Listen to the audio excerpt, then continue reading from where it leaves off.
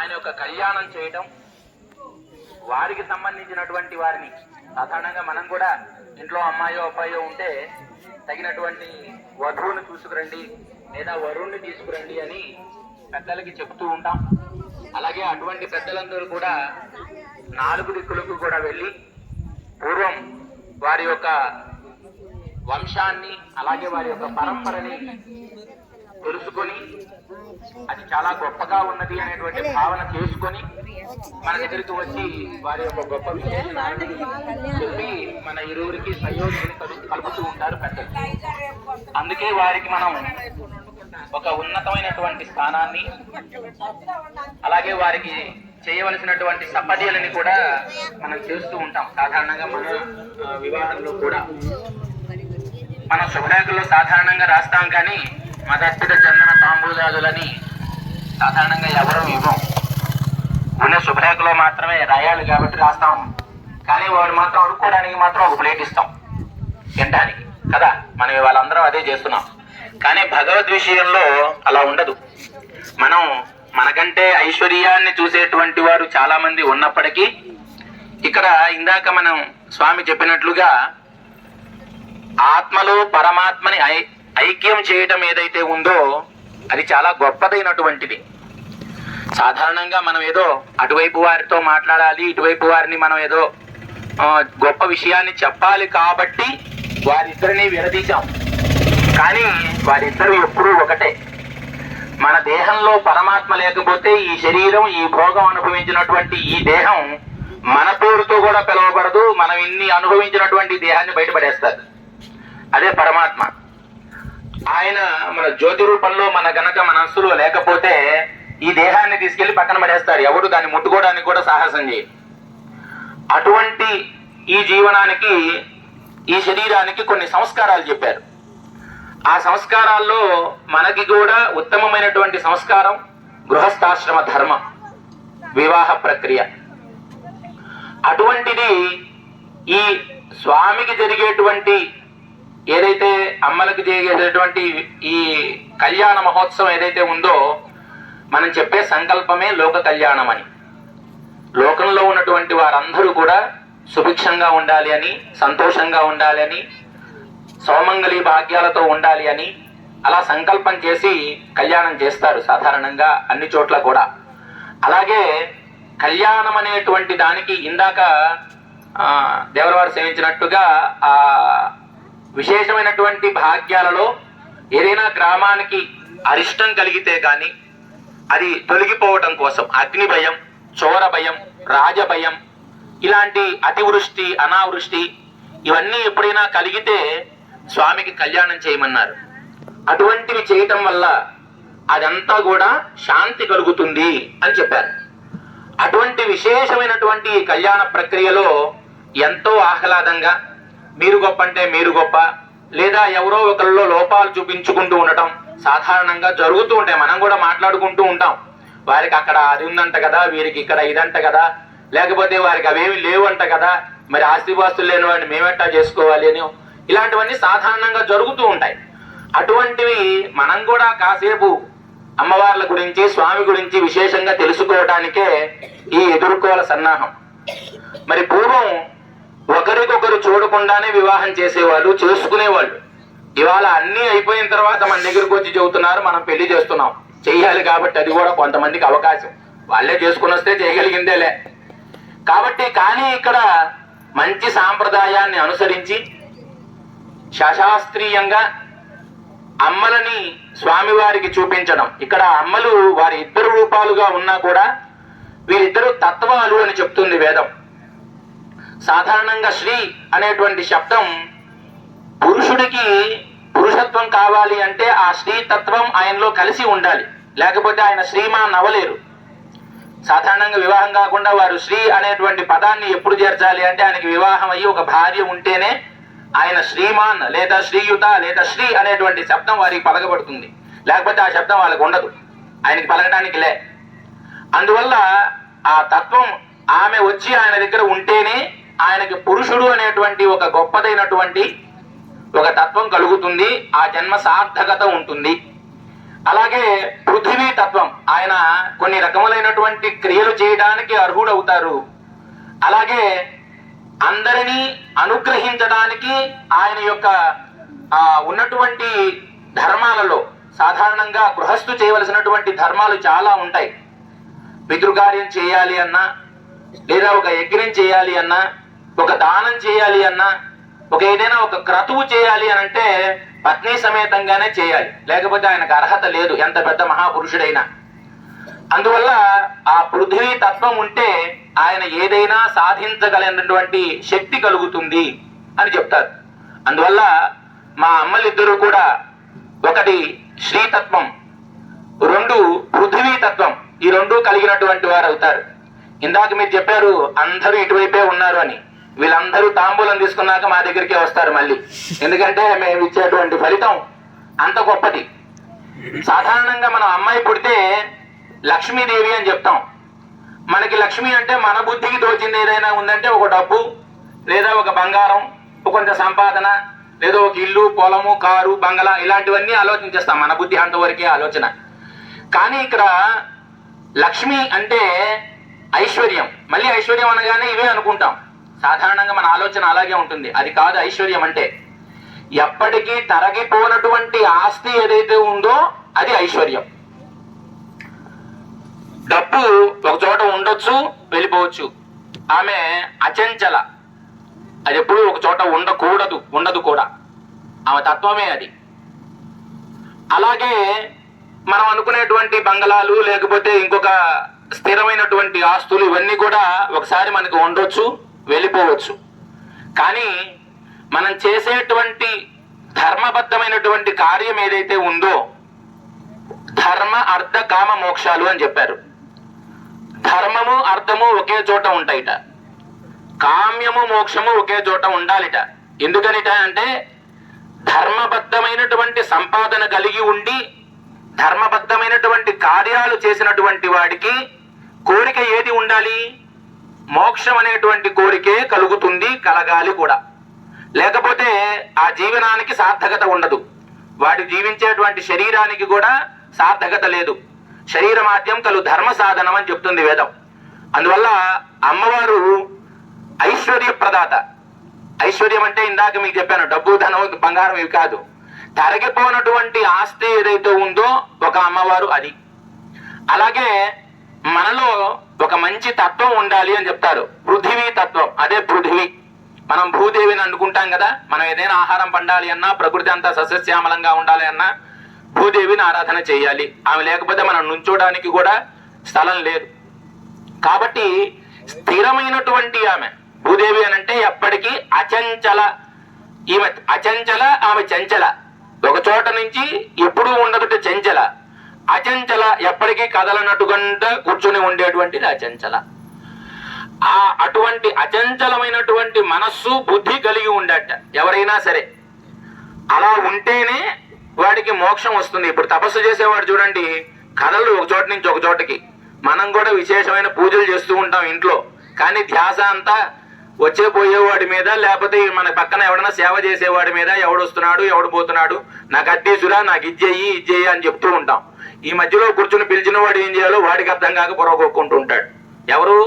పిలిచిన దేవుడు. మనం పిలిచి ఓ పటానో దీపారాధనో చేసి పెడతాం కదా, కానీ మన బుద్ధి ఎక్కడ ఉంటుంది? వేరే వేరే చోట్ల మాట్లాడుతూ ఉంటాం, మనసు తిరుగుతూ ఉంటుంది.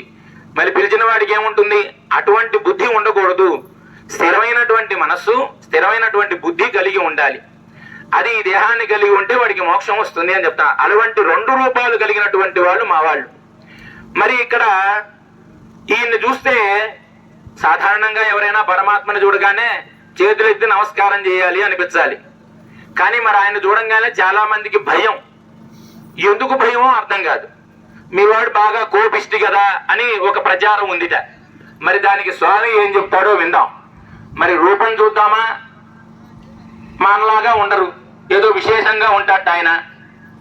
మరి ఆయన దగ్గరికి వెళ్ళాలంటే భయం, చూడాలంటే భయం. మరి మా అమ్మాయిలు ఎలా ఉంటారో అని బాధ.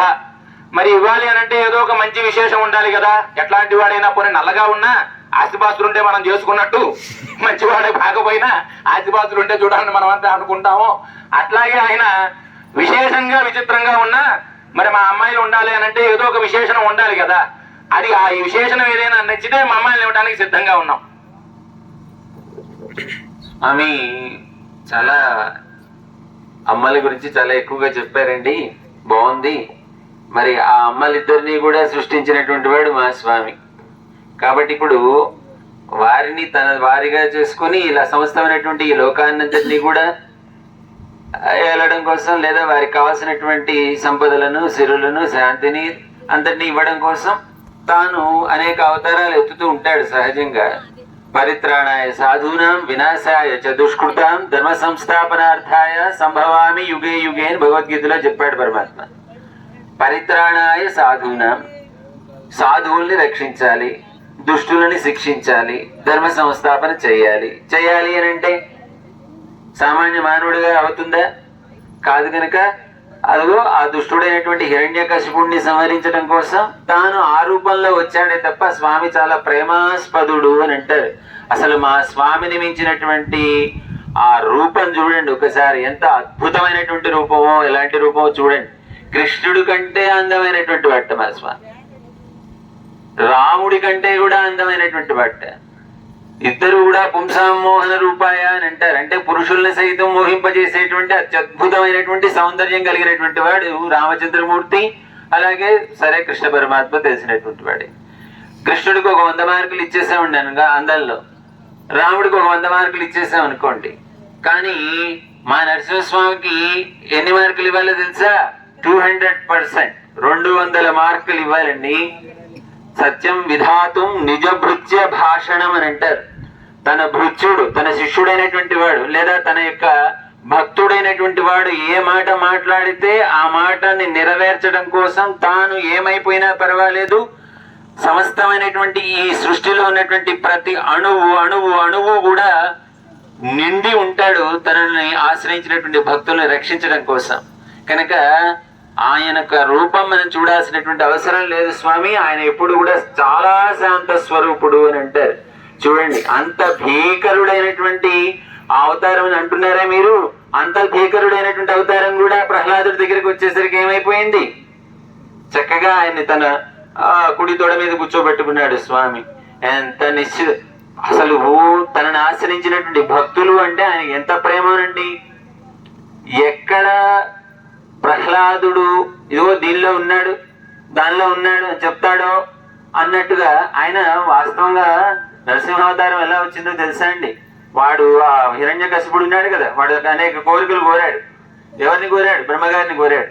నేను కింద జాగకూడదు, పైన జాగకూడదు, నీళ్ళల్లో జాగకూడదు, ఆకాశంలో జాగకూడదు, పగలు జాగకూడదు, రాత్రి జాగకూడదు, ఆయుధాల చేత జాగకూడదు, ఏవేవో కోరాడు. ఇవన్నీ కోరితే మన బ్రహ్మగారు చేసినటువంటి సృష్టిలో ఏది కూడా వాడిని శిక్షించేటువంటి అవకాశమే లేకుండా పోయింది. కాబట్టి వాడిని సంహరించాలి అని అంటే తాను విచిత్రమైనటువంటి అవతారం ఎత్తితే తప్పితే ఆ ప్రహ్లాదుని రక్షించలేడు, తనను ఆశ్రయించినటువంటి తన భక్తుల్ని రక్షించలేడు స్వామి. కనుక ఆయన మేకప్ వేసుకుంటున్నట్టు. ఎలాంటి మేకప్ వేసుకుంటున్నాడు? పైన సింహం తల పెట్టుకున్నాడు, కిందనేమో మానవుడు అవతారం ఎత్తాడు. ఆ తర్వాత గోళ్లు సవరించుకుంటున్నట్ట. గోళ్లు సవరించుకునే సమయానికి ఏం చెప్పాట ప్రహ్లాదుడు? అడిగాడు, ఎరా ఈ స్తంభంలో చూపిస్తావా హరిని అని అంటే వెంటనే హరి ఆ స్తంభంలో ప్రత్యక్షం కావాల్సి వచ్చింది. ఆ గోళ్లు సవరించుకునేటువంటి సమయంలో వచ్చి ఆ స్తంభంలో నుంచున్నట్ట స్వామి. ఉండి మళ్ళీ ప్రహ్లాదు నాన్న అక్కడ కొట్టంటాడేమోనని ప్రహ్లాదుడు చెప్పట్లేదుట. ఎక్కడ కొట్టమంటాడో అని వీడు అడగలేదు. వాడికి ఎక్కడ ఆ చెయ్యి అలా తాటిందో లేదో ఆ తాటినటువంటి క్షణాన్నే ఆ స్తంభాన్ని ఛేదించుకుని బయటకు వచ్చాట స్వామి. వచ్చి రక్షించడానికి ప్రయత్నం చేశాటండి హిరణ్యకశిపుడిని. ఎందుకని? ప్రహ్లాదుడి కంటే కూడా ఎక్కువ సమయం ఏరాని హరి హరి హరి హరి హరినామస్మరణే చేశాట. కాబట్టి అలాంటి హరి హరి హరి అనేటువంటి ఆ హిరణ్యకశిపుడిని కూడా రక్షిద్దామని ప్రయత్నం చేశాట. వీడికి నోట్లోనే హరి అనేటువంటి నామం ఉంది, వీడి నా మీద ద్వేషం ఎంతవరకు ఉందో చూద్దాము, ఈ మనసులో కూడా నా మీద వాడికి ద్వేషం కనుకుంటే వాడిని సంహరిద్దాము అని అనుకుని అప్పుడు పాపం ఆ తొడల మీద పెట్టుకుని కిందగాక పైనగాక సాయంత్రంగాక పగలుగాక మధ్య ఈ ఆయుధాలతో కాకుండా తన యొక్క గోళ్లు ఉన్నాయి చూసారా, ఈ గోళ్లు పెరుగుతూ ఉంటాయి కానీ జీవం లేనటువంటివి. ఇవి ఆయుధాలు. ఇవి ఆయుధాలుగా చేసుకుని ఈ ఆయుధాల్లో ఎవరు వచ్చి కూర్చున్నారట? సుదర్శన పెరుమాళ్ళు వచ్చి కూర్చున్నట్ట. చెప్పాట సుదర్శనుడికి, నాయన నువ్వు తొందరపడి వాడిని విచక్షణారహితంగా చీల్చేస్తావేమో, వాడి యొక్క శరీరాన్ని చాలా జాగ్రత్తగా అలా చీల్చు, లోపల చూడు, నా మీద ఏమన్నా వాడికి ఇంకా ద్వేషం ఉందో ప్రేమ ఉందో చూడన్నట్ట. ప్రేమ ఉంటే వెంటనే ఏ విధంగా అయితే ప్రహ్లాదుని రక్షించాడు అలాగే హిరణ్యకశిపుని కూడా రక్షించుండేవాడు స్వామి. కానీ వెతికి చూసిన వాడికి కనిపించకపోయేసరికి అప్పుడు అలా చీల్చి ఆ పేరును తన యొక్క మెడలో వేసుకుని ఉన్నాడు స్వామి. ఉండి ఆ ప్రహ్లాదుడి యొక్క మాటని నిజం చేయడం కోసం అలాంటి ఆవేశ అవతారం ఎత్తాడే తప్ప ఎప్పుడు కూడా తన భక్తుల మీద రాముడి కంటే కృష్ణుడి కంటే కూడా అత్యంత ప్రేమ కలిగినటువంటి వాడు మా స్వామి. అంతేకాదు ఇంకా మా స్వామి గురించి చెప్పాలి అని అంటే ఆవు పాలు ఎంత మధురంగా ఉంటాయండి. అలాంటి ఆవు పాలని బాగా కాచి చల్లార్చిన తర్వాత దానిలో మధురమైనటువంటి వీటిని ఉంటారు పటిక బెల్లం ముక్కల్ని వేసి కలిపితే ఇంకా ఎంత మధురంగా తయారవుతాయి పాలు. అంతటి మధురమైనటువంటి అవతారం మా స్వామి. కాబట్టి మా స్వామి గురించి మీరేం భయపడక్కర్లేదు స్వామి. మీ కన్యలని మా స్వామికి ఇచ్చి వివాహం చేయడంలో ఏమాత్రం సంశయం అక్కర్లేదు. అదే ఇందాక చెప్పారు కదా, మా అమ్మలు చాలా గొప్పవాళ్ళు అది ఇది అని చెప్పేసి ఏం చెప్పినప్పటికీ కూడా వాళ్ళు మళ్ళీ వచ్చి ఎక్కడ చేరాల్సిందే, స్వామిని చేరాల్సిందే. కాబట్టి నిర్భయంగా మీ కన్యల్ని మా స్వామికి ఇచ్చి చక్కగా వివాహం జరిగించడానికి అంగీకరించవలసిందిగా మేము ప్రార్థిస్తున్నాం. తప్పకుండా స్వామి. మరి భగవంతుని యొక్క లీలా విశేషం, స్వామి యొక్క లీలా విశేషాన్ని చాలా అద్భుతంగా వివరణ చేశారు. మరి ఒకానొక సమయంలో ఇలాగే ఆయన కూర్చుని ఉన్నప్పుడు ఏదో ఏనుగుని రక్షించడం కోసం అందరినీ వదిలిపెట్టి వెళ్ళిపోయాడు ఈయన. మరి అట్లాగే వెళ్ళిపోతే మేమెక్కడ ఎదుక్కోవాలి? మేమేమో పాపం ఎప్పుడూ ఇంటి నుంచి బయట వెళ్ళినటువంటి మా ఇద్దరు అమ్మాయిలు చాలా జాగ్రత్తగా చూసుకున్నాం. మరి అట్లా వెళ్ళిపోతూ ఉంటే ఎక్కడని మేము వెతుక్కోవాలి? కాబట్టి అలా వెళ్లకుండా జాగ్రత్తగా ఉండేటట్లుగా మరి మా అమ్మాయితోనే సప్తపదుల్లో భాష చేస్తారు.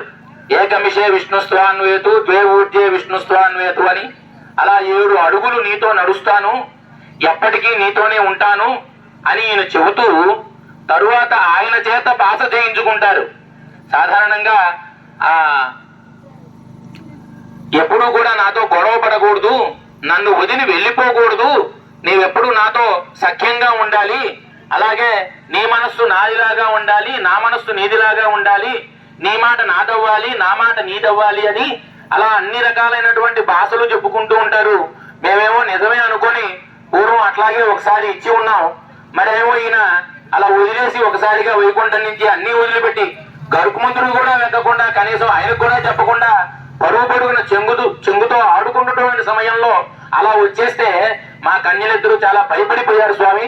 దాంతో వచ్చి మమ్మల్ని ఏమి చేయాలో తోచినటువంటి పరిస్థితి మాకు కూడా. ఎందుకంటే ఆయన ఎక్కడున్నాడో ఎదుకోవడం చాలా కష్టం. అందువల్ల ఎక్కడ ఉన్నాడు ఎదగడం కష్టం కాబట్టి అది వెళ్లకుండా జాగ్రత్తగా మా అమ్మాయిలతో ఉంటే మాకే విధమైన పిండి అభ్యంతరం లేదు, మేవడానికి ఎప్పుడూ సిద్ధమే. మరి దాని గురించి ఏం చెబుతారు స్వామి? చక్కగా గజేంద్ర మోక్షణ వృత్తాంతాన్ని చెప్పారు ఇక్కడ.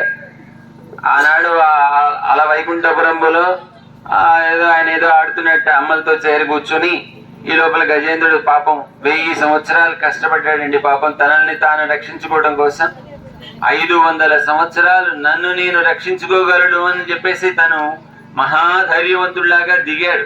ఎక్కడికి దిగాడు? ఆ మడుగులోకి దిగాడు. ఆ మొసలి పట్టేసింది. ఆ పట్టినటువంటి ఆ మొసల్ని వదిలించుకోవడం కోసం 500 సంవత్సరాలు పోరాడట స్వామి. ఎవరు? ఆ గజేంద్రుడు. పోరాడిన తర్వాత అయ్యో నా వల్ల కాదు, నన్ను నేను రక్షించుకోలేను అని అనుకున్నాడు. అంటే దానిలో ఉన్నటువంటి ఏమిటి విశేషం అంటే ఆ అహము అనేటువంటి దాన్ని వదిలేశాడు 500 సంవత్సరాలు కష్టపడిన తర్వాత. ఆ తర్వాత ఇంకొక 500 సంవత్సరాలు ఎదురు చూశాట. ఎందుకు? ఆ చుట్టూ ఉన్నటువంటి ఆ కాసారం ఉంది కదా, చెరువు చుట్టూతో తిరుగుతున్నాయిట మిగతా ఏనుగులన్నీ కూడా. తిరుగుతున్నటువంటి ఏ ఏనుగు వచ్చి ఈ గజేంద్రుడిని రక్షించడానికి ప్రయత్నం చేయలే. 500 సంవత్సరాలు చూసిన తర్వాత అనిపించింది, ఓ వీళ్ళంతా నా వాళ్ళు, నన్ను రక్షిస్తారు అని అనుకున్నాడు వాడు. కానీ వాళ్ళెవరు కూడా ఆయన్ని రక్షించేటువంటి ప్రయత్నం చేయలేదట. అప్పుడు అర్థమైంది గజేంద్రుడికి, నన్ను నేను రక్షించుకోలేను, నా వాళ్ళు అనుకున్న వాళ్ళు ఎవరు కూడా నన్ను రక్షించలేరు, కాబట్టి నాకు దిక్కెవరు? నీవే తప్ప ఇతప్పరం బెరుగ అణ్యందగన్ అని చెప్పేసి పోతన గారు చెప్తారు. నువ్వు తప్పితే నాకు ఇతరులు ఎవరు కూడా దిక్కు లేరయ్యా అని అంటారు. దీన్ని అనన్యార్హ శేషత్వము, అనన్యార్హ శరణ్యత్వము అని అంటారు అనమాట. ఎవరైతే ఏ భక్తుడైతే మనసులో అనకపోయినప్పటికీ కూడా నాలిక చివరి నుంచి స్వామి నేను నీ వాడిని, రామచంద్రమూర్తి ఏం కోరాడండి? సకృదేవ ప్రసన్నాయ తవాస్మీతి చయాచతే అభయం సర్వభూతేభ్యో దదామి ఏతద్వ్రతమం. రామ నేను నీ వాడిని రా అని ఒక్క మాటను చాలు, నిన్ను రక్షిస్తాను, నేను రక్షించడమే నేను ఒక వ్రతంగా పెట్టుకుంటాను అని చెప్పాడు పరమాత్మ. కాబట్టి కోరాడు. ఏం కోరాడు? మూలా అని పిలిచాట స్వామిని. ఏ పేరు పెట్టి పిలవలే, శివుణ్ణి పిలవలేదు, రాముని పిలవలేదు, ఇంకోటిని పిలవలేదు, మూలా అని పిలిచాట. అంటే ఈ సమస్తమైనటువంటి ఈ జగత్ కోటికంతటికి కూడా మూలభూతమైనటువంటి వాడెవడు అంటే సాక్షాత్తు శ్రీమన్నారాయణ స్వరూపుడు. మూల అని పిలిచినప్పుడు ఆర్తత్రాణ పరాయణుడు అని మా స్వామికి పేరు కదండి. ఎక్కడున్నా ఏ స్థితిలో ఉన్నప్పటికీ కూడా తనను ఆశ్రయించినటువంటి భక్తుల్ని రక్షించడం కోసం ఆనాడు ఏ విధంగా అయితే ఆ ద్రౌపదిని రక్షించడం కోసం అక్షయంగా వస్త్రాలను ఇచ్చి ఆమె యొక్క మనాన్ని కాపాడాడు, అలాగే ఈ గజేంద్రుడి యొక్క ప్రాణాన్ని కాపాడడం కోసం లేదా వాడిని కాపాడడం కోసం వచ్చాడట స్వామి. అంతే తప్ప మేమేదో మిమ్మల్ని వదిలిపెట్టి వద్దామనో లేకపోతే మిమ్మల్ని ఏదన్నా కాస్త కించపరుద్దాం అనేటువంటి ఉద్దేశంతో అలా చేయడండి. మా స్వామి ఏం భయం లేదు మీకు. మా స్వామి వచ్చాడు అంటే ఆర్తత్రాణపరాయణుడు అని ఆయనకు ఒక బిరుదు వేశాం గనక మరి అది నిలుపుకోవాలి గనక ఆయన ఎక్కడుంటే ఆయనతో పాటు అమ్మలు కూడా వచ్చి చేరుతారు. చూడండి, ఏ అవతారం చూసుకున్నా కూడా రామావతారంలో సీతగా వచ్చిందా, నరసింహావతారంలో లక్ష్మిగా వచ్చిందిట ఆమె కూడా. ఈ స్వామివారు ఏదో చెప్తున్నారు, లక్ష్మిగా కూడా వచ్చి కూర్చుందిట, అక్కడే ముందే వచ్చి కూర్చుందిట. అలాగే కృష్ణావతారంలో రుక్మిణిగా వచ్చి కూర్చుందిట. అలా వామనావతారంలో ఒక బ్రహ్మచారి అనేటువంటి వామనావతారంలో కూడా లక్ష్మీదేవి వచ్చి ఆ వామనుడి యొక్క హృదయంలో కూర్చుందిట. కాబట్టి మీ అమ్మాయిని మేము వదిలేము అని చెప్పి మీరు అనుకుంటున్నారు, మీకు ఆ భయం లేదండి. మీరు చెప్పినటువంటి శ్రీతత్వము భూతత్వము రెండు కూడా మా స్వామిలో భాగాలే కనుక వారిని భౌతికంగా అక్కడ వదిలారని అనుకుంటున్నారేమో. ఆ భక్తులను రక్షించాలి అనేటువంటి ఆ ఆకాంక్షతో వచ్చినటువంటి తొందరలో వారికి చెప్పకుండా వచ్చారే తప్ప మీ కన్యలకి ఏ విధమైనటువంటి ఇబ్బంది లేదు స్వామి.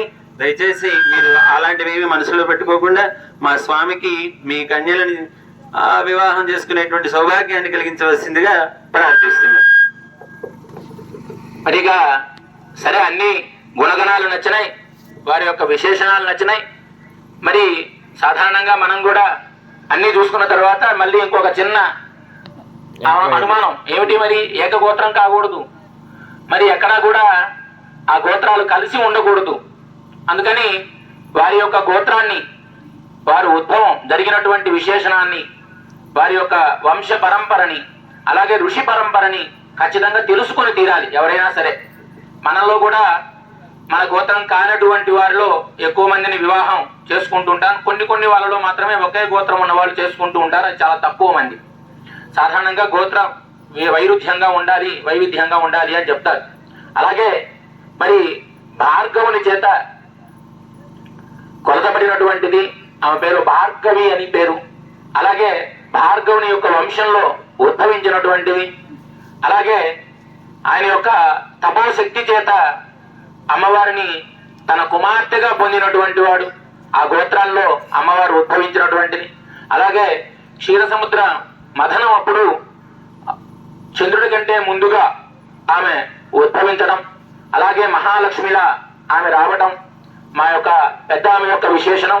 అలాగే భార్గవ చవన ఆప్నవ ఔరవ జమదగ్ని అనేటువంటి ఋషి పరంపరలో మా యొక్క గోత్రాన్ని భార్గవ గోత్రంగా కలిగి అమ్మవారు అందరికీ ఐశ్వర్యంలా, ఎవరికి ఏ విధంగా కావాలంటే వారికి అలక్ష్మి అంటే దారిద్ర్యాన్ని తొలగిస్తూ వారికి బుద్ధి విశేషణాల దగ్గర నుంచి, విద్య నుంచి, అలాగే వారికి కావలసినటువంటి భౌతికమైనటువంటి వ్యవహారముల నుంచి అన్నిటినీ సంపదలను ఇచ్చేటువంటి తత్వంగా మా అమ్మవారు ఒక ఆమె ఉంటే, రెండవ ఆమె కాశ్యపుని యొక్క వంశంలో కాశ్యప గోత్రం చేత భారద్వాజ కాశ్యపుని యొక్క గోత్రం చేత ఉద్భవింపబడి కశ్యప ప్రజాపతి యొక్క కుమార్తెగా వెలుగొందుతూ ఆమె యొక్క గోత్రాన్ని పొంది, అలాగే భూతత్వంతో కాశ్యప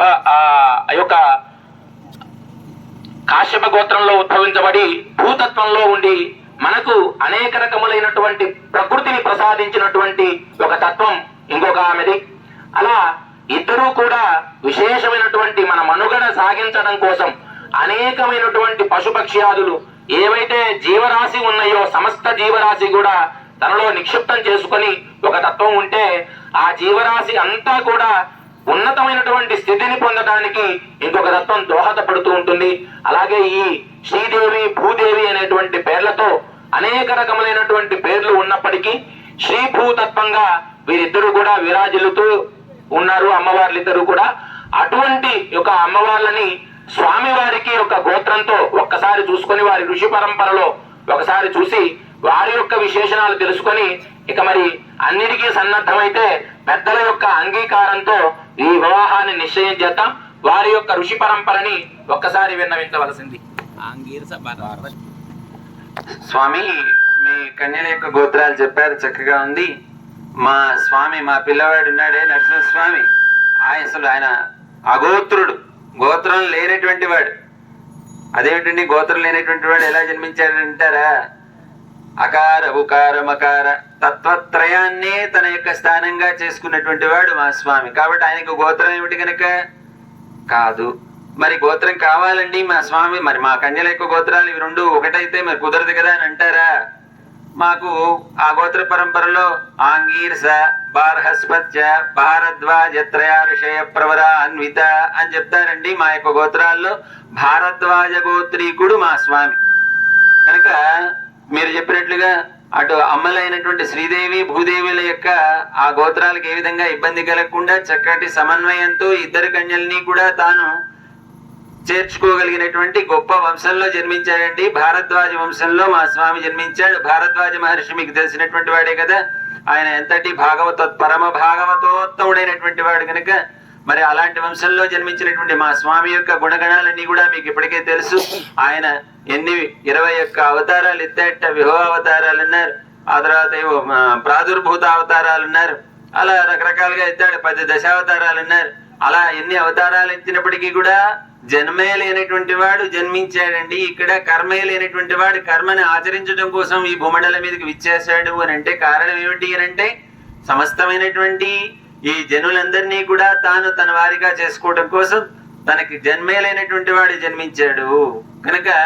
కాబట్టి మీరేం భయపడక్కర్లేదండి. మా స్వామి యొక్క గోత్రం దివ్యమైనటువంటి భారద్వాజ గోత్రానికి చెందినటువంటి ఆ వంశంలో జన్మించినటువంటి మా స్వామి కనుక. ఇంకేమైనా మీకు అలాంటి అనుమానాలు ఏమైనా ఉంటే పెద్దలు ఉన్నారు, వారితో సంప్రదించి మరి మిగతా కార్యక్రమం కొనసాగించేందుకు అవసరమైన ఏర్పాటు చేసుకుందాం. అయ్యా అంతా కూడా మరి సిద్ధమే, మేమందరం కూడా సిద్ధంగా ఉన్నాం. అదిగో మా అమ్మాయిని తీసుకొచ్చి ఎదురుగా నుంచోబెట్టాం. మీ వాడు కూడా అలాగే ఓరవంక చూస్తూ ఉన్నాడు పాపం. గుర్రం మీద ఉన్నాడే కానీ అలాగే చూస్తూ ఉన్నాడు పాపం. మా అమ్మాయిలు చక్కగా వారిని కూడా సేవిస్తూ ఉన్నారు, మనందరినీ అనుగ్రహించడానికి ఎదురుగా నుంచొని ఉన్నారు. మరి ఇక్కడ వచ్చిన వారందరూ మా వైపే ఉన్నారని ఇందాక అన్నారు. వీరందరికీ ఆడపడుచు కట్నాలు ఏమి ఇవ్వం, కానీ అంతకు మించినటువంటివి తర్వాత వైవాహిక అక్కడ కళ్యాణ మహోత్సవంలో మీరు ఎందుకు ఎటు నుంచో ఉన్నారో అటు నుంచో లేదో బాధపడే విధంగా మరి వీని చేతే మళ్ళీ చెప్పిస్తాం. అవన్నీ కూడా ఇప్పటికి వచ్చినటువంటి ఆఫర్లన్నీ ఫ్రీ, మీకు ఇంకేం లేనట్టే. వచ్చినటువంటి అందరూ ఇక్కడ వచ్చిన వాళ్ళందరూ కూడా చక్కగా ఆనందించారు, మనసుని ఉల్లాసంగా ఉంచారు, ఆహ్లాదంగా ఉంచారు. చాలా విశేషమైనటువంటి గుణాలు తెలుసుకున్నారు. స్వామి దగ్గర ఉండటం చాలా విశేషం. ఎందుకంటే పిపీలకాది బ్రహ్మ పర్యంతం ఆయన్ని ఆశ్రయించి ఉండాల్సిందే, లేకపోతే వారికి మోక్షమే లేదు. అందువల్ల పరమాత్మని ఆశ్రయించి ఉండనటువంటి జీవం ఏది ఉండదు, ఖచ్చితంగా ఉండదు. కాబట్టి ఆ తత్వం ఉన్నదే. అందుకోసం మనల్ని ఉద్ధరించడానికే వీరిద్దరు వచ్చారు. మన ఉద్ధరణే వారికి పరమధ్యేయంగా ఉన్నటువంటి స్వామి. అనేక అవతారాలు ఉన్నప్పటికీ ఇక్కడ ఉండేటువంటి స్వామి నరసింహ యొక్క అవతారం భక్త జనులను ఉద్ధరించడం కోసమే వచ్చినటువంటి అవతారం. భక్తుణ్ణి రక్షించడానికి వచ్చి ఒక క్షణకాలంలో అయిపోయినటువంటి అవతారం ఏదైనా ఉంది అంటే ఇదొక్కటే. మిగతావన్నీ చాలా సంవత్సరాల పాటు గడుస్తూ ఉన్నాయి. కానీ ఒక్క భక్తుణ్ణి రక్షించడం కోసం వచ్చినటువంటి అద్భుతమైనటువంటి దివ్యమైనటువంటి అవతారం ఈ స్వామి. సాధారణంగా వివాహ ప్రక్రియలో ఒక పెద్ద ఆయన చెప్తూ ఉంటారు, సాధారణంగా వివాహం చేసుకున్నవాడు ఎలా అయిపోతాడు అని అంటే చివరికి ఒక పెద్ద శిలలాగా అయిపోతాడట, దారు చెక్కలాగా అయిపోతాడట. ఎందుకని అయిపోతాడు అంటే సాధారణంగా మనల్లో కూడా అంతే. అటువైపు తల్లిదండ్రులకు చెప్పుకోలేము, ఇటువైపు భార్యకి చెప్పుకోలేము. ఒకవైపు చెబితే ఏమేం చేస్తుందో తెలియదు, ఒకవైపు కన్ను పెంచిన వాళ్ళకి ఏమీ చెప్పలేము. ఇట్లాంటి అనేక రకమైన సమస్యలు సంసారంలో ఉంటాయి. మరి భగవంతుడికి కూడా అటువంటి సమస్యలే ఉన్నాయి. ఎందుకని లేవు? ఆయన కూడా మానుష రూపాన్ని ధరించాడు కదా. అందువల్ల మనలాంటి సమస్యలన్నీ పడినవాడు ఆయన కూడా. అందువల్ల ఒక పెద్ద ఆయన చెప్తూ ఉంటారు, ఏకా భార్య ప్రకృతి రచల చంచలా చద్వితీయ. ఒక భార్య ప్రకృతి అంతా ఎంత సౌందర్యవంతంగా ఉంటుందో అంత సౌందర్యవంతంగా ఉంటుందిట, కానీ కదలలేదుట. ఏమే ఎక్కడికన్నా ప్రయాణం అవుతాం బయలుదేరు అంటే ఆమె ఎక్కడికి రాలేదు. మనలో కనుక బాగా బలిష్టంగా ఉన్న వాళ్ళని దాన్ని నువ్వు లేకపోతే అనారోగ్యంగా ఉంటే నువ్వు తిరుగు అని నువ్వు ఇబ్బంది పెట్టవాకంటుంటామే. అట్లా ఆమె కూడా ఎక్కడికి కదలదు, ఒక చోటే ఉంటుంది పాపం. ఒక ఆమె పరిస్థితి అది. ఇంకో రెండో ఆమె చూద్దామా, ఈమె కంటే ముందే వెళ్ళిపోతుంది చెప్పబెట్టకుండా. ఎందుకని మనం పుట్టింటి కంటే తొందరగా బయలుదేరి వెళ్ళిపోతాం చూడండి. అదే అత్తింటికి రావాల్సి వస్తే అన్ని సర్దుతూనే ఉంటాం, ఇంకా ఆ పని తరగదు ఇక.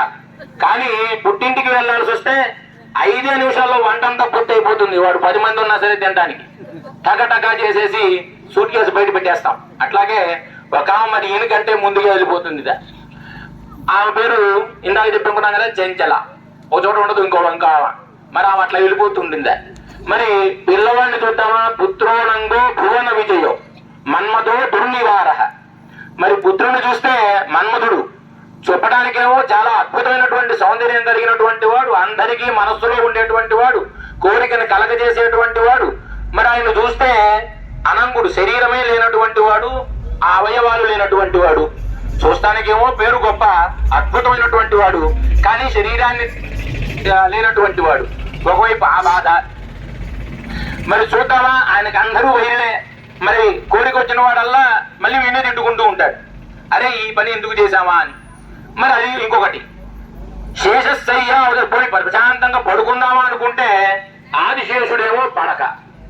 అలాగే మనకి ఉండేటువంటి మంచం ఏదైతే ఉందో అది ఆదిశేషుడిట. కొన్ని ఆయనేమో ఉన్నది ఎక్కడ, క్షీర సముద్రంలో. కొన్ని గాయ పక్కనైనా పడుకున్నాడా అని అంటే ఆయన ఎప్పుడు కదిలిపోతాడో తెలియదు. మరి పడక కింద కదా పడుకున్నాడు, మరి ఆయన ఎప్పుడు కదిలిపోతాడో తెలియదు. మరి ఉన్నదేమో పాల సముద్రంలో. పోనీ ఆయన పాల సముద్రంలో ఉన్నాడే, వాళ్ళ మామగారు కదా చాలా జాగ్రత్తగా చూసుకుంటాడని అనుకుంటే పక్కనే ఉన్నటువంటి వాడు వాడికి శత్రువు గరుత్మంతుడు. వీళ్ళు ఎప్పుడు కొట్టుకొని ఈయన కింద పడేస్తాడో తెలియదు, అదో భయం. శేషశయ్య ఉదశీనం వాహనం పన్నగారికి. ఈయనవేమో వాహనమేమో ఈ శేషుడికి ఆ శత్రువైనటువంటి గరుత్మంతుడు. అలా అన్ని తలుచుకుంటూ స్మారం ప్రకృతి సహితం దారుభూతో మురారి. ఆయన ఎలా అయిపోయాడు అని అంటే కొయ్యలాగా అలా నిలిచి ఉండిపోయాట. ఏం చేయాలో అర్థం కాక పాపం. అటువంటి స్థితిలో సాధారణంగా మనం కూడా ఎప్పుడైనా ఉండిపోతాం, ఎటు చెప్పలేక ఏమీ చేయలేక మాట్లాడకుండా ఊరికే వెళ్ళిపోతే చాలా హాయిరా బాబు ఇది అనుకుంటూ అటువంటి స్థితిని మనం కూడా అనుభవిస్తాం. అది భగవంతుడు పరమాత్మ కూడా అనుభవించినటువంటి స్థితి. కాబట్టి వివాహ క్రతువు సంసారం అంటేనే, అందుకే మన వివాహంలో కూడా ఒక రాయిని దుఃఖిస్తారు. ఆ సన్నికలు దుఃఖించే కారణం ఏమిటి అంటే, ఆ రాయి ఎలా అయితే ఉందో, మనం తొక్కినా తన్నినా ఏమి కాకుండా ఎలా ఉందో మనం ఇక నుంచి కూడా అలాగే ఉండాలిరా, రాయి లాగానే అయిపోవాలి నువ్వు అని ఆ రాయి తొక్కించే కారణం అదే. అందువల్ల రాయిలాగా మనస్సు చేసుకోవాలి, రాయిలాగా దృఢంగా ఉండాలి. ప్రతి చిన్న విషయానికి గొడవ పడకూడదు, ప్రతి చిన్న విషయానికి వెళ్ళిపోతానని చెప్పకూడదు, ప్రతి చిన్న విషయానికి అలిగి వెళ్ళిపోకూడదు. ఇటువంటివన్నీ కూడా రాయిని పడేస్తే ఎట్లా ఉంటుంది, అలాగే ఉండగలుగుతుంది. దాని స్థితి అదే. అలాగే ప్రతి వారు కూడా సంసారాన్ని మొదలు పెట్టిన తర్వాత ఒక రాయిలాగా స్థిరంగా ఉండాలి అని చెప్తారు. అలా ఇక్కడ వివాహ క్రతువులో చేసేటువంటి దానిలో ఒక పద్ధతి అయితే, స్వామికి చేసేటువంటి విశేషం చాలా గొప్పదైనటువంటిది. మన జన్మల యొక్క పూర్వపుణ్య సుకృతం చేత మన దుష్కృతాలన్నీ తొలగిపోవటం కోసం భగవంతుడికే మనం వివాహం చేస్తున్నాము అని అంటే ఎంత గొప్పవారం మనం అందరం కూడా, ఎంత అదృష్టవంతులం అని భావన చేసుకోవాలి. ఈ అదృష్టం అందరికీ వస్తుందా, లేదా ఈ అదృష్టం అందరికి కలుగుతుందా? ఏదో గుళ్ళోకి వెళ్తే 4 మంత్రాలు చదివారు అయిపోయింది, మనం ఏదో వెళ్ళిపోయామంటే అవన్నీ ఏమి తెలియవు. తెలుసుకోవడం చాలా గొప్ప విషయం. అటువంటి అదృష్టం కలగటం ఈ రోజు మనందరికీ సుకృతం. కాబట్టి అందరికీ కూడా ఈ స్వామి యొక్క కళ్యాణ విశేషాలన్నీ కూడా మరలా మనం అన్ని తెలుసుకుంటూ ఉందాం. అలాగే ఇక్కడ మనందరికీ నచ్చినాయి కాబట్టి మేమందరం కూడా సిద్ధం కాబట్టి అక్కడ వారు ఎదురు చూస్తున్నారు. పాపం వాళ్ళకి కాళ్ళు నొప్పులు పుడుతున్నాయి, మనమేమో చక్కగా కూర్చొని ఉన్నాం, వాళ్ళేమో పట్టుకొని ఉన్నారు. అందువల్ల పూలమాలలు స్వామివారికి సమర్పణ చేసి మా అమ్మవారికి పంపిస్తాం. వారికి సమర్పణ చేసినటువంటి మాలను మళ్ళా స్వామివారికి వేసి వారి ఇరువురు యొక్క ఆమోదాన్ని మనందరి యొక్క ఆమోదాన్ని తెలియజేసుకుంటూ కోలాహలంగా స్వామివారి కళ్యాణోత్సవానికి తీసుకువెళ్దాం. చక్కగా చెప్పారు స్వామి. సరే, ఇప్పుడు లేడీస్ ఫస్ట్ అంటారు కనుక ఆ వేసే అడుగేదో అమ్మవార్లు ఒక అడుగు ముందుకు వస్తే మా స్వామి కూడా ముందుకు కదులుతాడు. దేవర వారు అనుగ్రహిస్తే మీ అమ్మల్ని కాస్త ముందుకు నడవలసిందిగా కోరుతున్నారు. అర్చక స్వాములు అమ్మవారి యొక్క గలసీమను అలంకరిస్తారు. అనంతరం స్వామి అమ్మలు అలంకరించినటువంటి ఆ శేషమాలల్ని మళ్ళీ స్వామి అలంకరించుకుంటాడు. ఈ కార్యక్రమాన్ని మనందరూ కూడా చక్కగా చూస్తాం. మాలా మార్పిడికి సంబంధించినటువంటి చక్కటి ఒక దృశ్యాన్ని మనందరూ కూడా అనుభవించబోతున్నాం.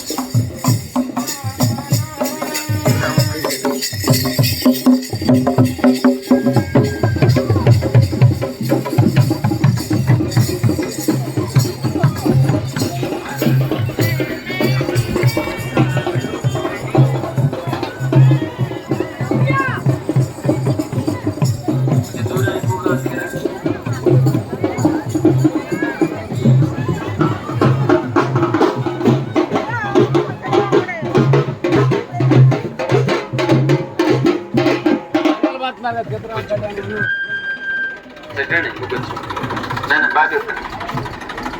ఇక్కడ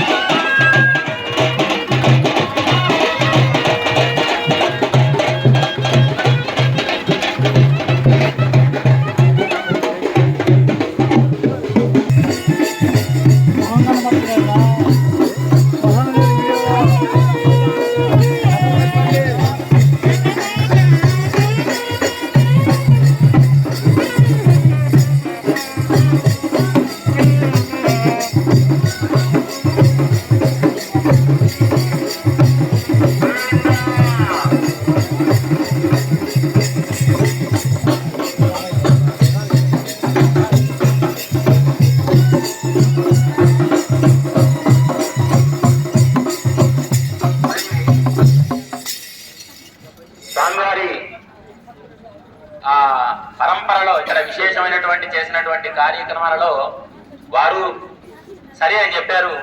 వీరికి ఒప్పందం కుదిరిపోయింది. మరి ఇద్దరు కూడా మాలలన్నీ కూడా మార్చుకున్నారు. మరి ఆనందంగా కోలాహలంగా మనలో ఉన్నటువంటి భూత దృష్టి ఏదైతే పోవాలో, అలాగే దుర్గుణాలన్నీ కూడా ఏవి నశించాలో వాటి కోసం సాధారణంగా మనందరం కూడా కులాన్ని దొరుకుంటూ చాలా మంది చూస్తుంటాం. అలాంటిది ఇక్కడ స్వామివారికి సంబంధించినటువంటివి ఈ ఎదుర్కోల మహోత్సవంలో కూడా ఇలా చేస్తూ ఉంటారు. ఎందుకని చేస్తారు అని అంటే, ఉండేటువంటి సర్వభూత ప్రాణికోటి కూడా, ఈ భూతం అని అంటే మనమేదో అనుకునే భూతాలు కాదు, సమస్త ప్రాణులన్నీ కూడా భూతాల కిందే లెక్క. అవన్నీ కూడా సంతృప్తి పడడం కోసం ఈ కులాన్ని వేసుకుంటూ ఉంటారు.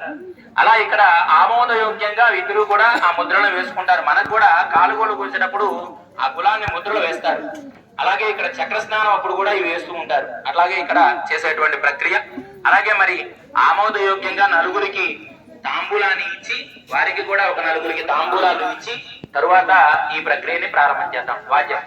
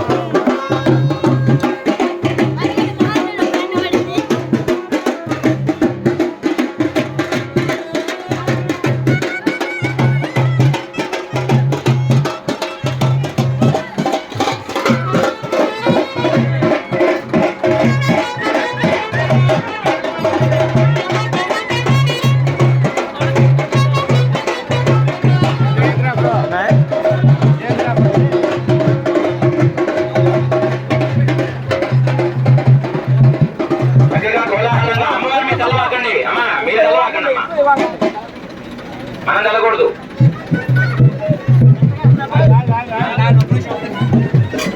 తిరగండి.